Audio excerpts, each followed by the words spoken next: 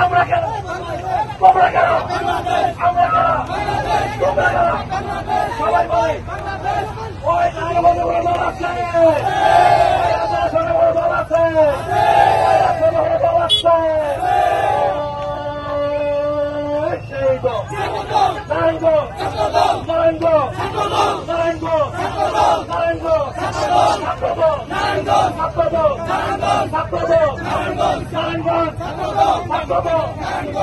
ভাই ভয় না রাজপথ ছাড়ি না আমরা সবাই করছে না ভয় করি না বলে বাবা আমরা সবাই করছে না ভয় করি না বলে বাবা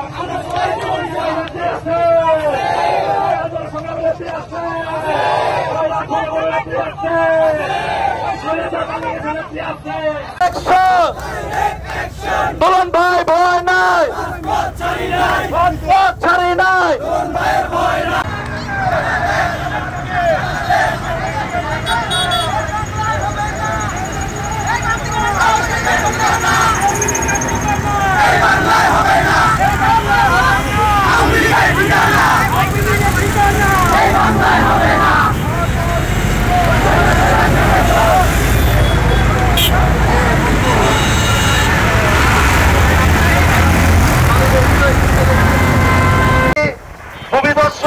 ও সন্ত্রাসী কার্যক্রম করছে তার বিরুদ্ধে আজকে এই প্রতিবাদ সমাবেশ।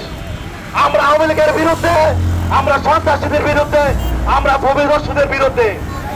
এখন আপনাদের মাঝে বক্তব্য নিয়ে আসছেন নারায়ণগঞ্জ জেলা ছাত্র দলের সাবেক সাংগঠনিক সম্পাদক ও নারায়ণগঞ্জ জেলা ছাত্র দলের আগামী কর্ণধার মেহেদী হাসান দুলন ভাই।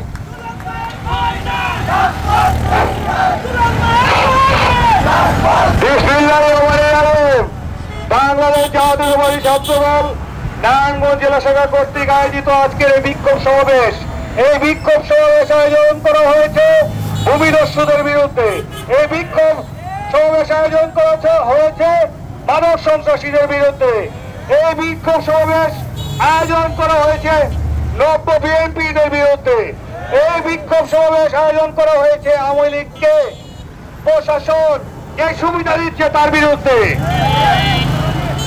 15.5 বছর আওয়ামী লীগের শাসন আমলে স্বৈরাচার শেখ হাসিনা যে আন্দোলন সংগ্রামে দমন নিপীড়ন করেছে, সাধারণ মানুষের জীবনকে দুর্বিষহ করেছে, তার নেতৃত্বে দেশে লুটপাট হয়েছে, তার নেতৃত্বে দেশে গুম হয়েছে, খুন হয়েছে, গণতন্ত্র হরণ হয়েছে, ধর্ষণ হয়েছে।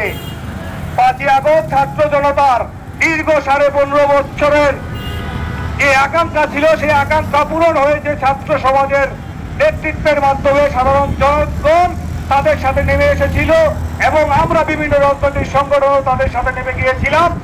এরপরে 5ই আগস্ট এই হাসিনা মুক্ত বাংলাদেশ আমরা উপহার পেয়েছি, কিন্তু এখন আওয়ামী লীগ মুক্ত বাংলাদেশ উপহার হতে বাংলাদেশ পাইনি আমরা। এই আওয়ামী লীগের দোসররা বিভিন্নভাবে বিভিন্ন দলে মিশে গিয়েছে। আজকে আমি এই সভা থেকে বলতে চাই, ফতুল্লা থানার ওসি মহোদয় এবং নারায়ণগঞ্জের এসপি মহোদয়, আপনাদের দৃষ্টি আকর্ষণ করছি, বিভিন্নভাবে এই লিঙ্ক রোডে নিষিদ্ধ ঘোষিত ছাত্রলীগ ভোর রাতে প্রোগ্রাম করে, 2-4-10 জন নিয়ে তারা মশাল মিছিল করে। আমি অহংকার দিয়ে বলছি, আপনারা অতি দ্রুত তাদেরকে গ্রেফতার করেন। আপনারা দেখেছেন আল জাজিরার সাংবাদিক জুলকারনাইন সাহেব, তিনি তার ফেসবুক ওয়াল থেকে ওই গডফাদার শামীম ওসমানের যে হামলা করেছিল ছাত্র জনতার উপর, সেই হামলার কিছু ছবি দিয়েছে। সেখানে কারা কারা ছিল আপনারা দেখেছেন না? সবাই তো আর নারায়ণগঞ্জ ছেড়ে পালায়নি, কিছু মানুষ এখনো নারায়ণগঞ্জে আছে। ওই হামলাতে যে হামলা করেছিল এক কুলাঙ্গার অয়ন ওসমানের নেতৃত্বে, তার নাম হলো শুভ। সে ফতুল্লা ইউনিয়নের 7 নম্বর ওয়ার্ডে বসবাস করে, তাহেবপুর ফকিরা গার্মেন্টসের সাথে। সে অনর্গল ওয়াইফাই ব্যবসা করে যাচ্ছে। প্রশাসন আপনারা কি চোখে দেখেন না? আপনারা কি অন্ধ হয়ে গেছেন? আপনারা ছবির সাথে মিলান। সে যদি অপরাধী হয় অবশ্যই তাকে আপনারা আইনের আওতায় নিয়ে আসুন, অন্যথায় ছাত্র সমাজ বসে থাকবে না। বাংলাদেশ জাতীয়তাবাদী ছাত্র দল আজকে টেইলার দেখালো, যদি আপনারা এই আসামিদেরকে না ধরেন, আইনের আওতায় না আনেন, তাহলে ইনশাআল্লাহ পুনরায় ছবি দেখাবে আপনাদেরকে, তাও রাজপথের মাধ্যমে।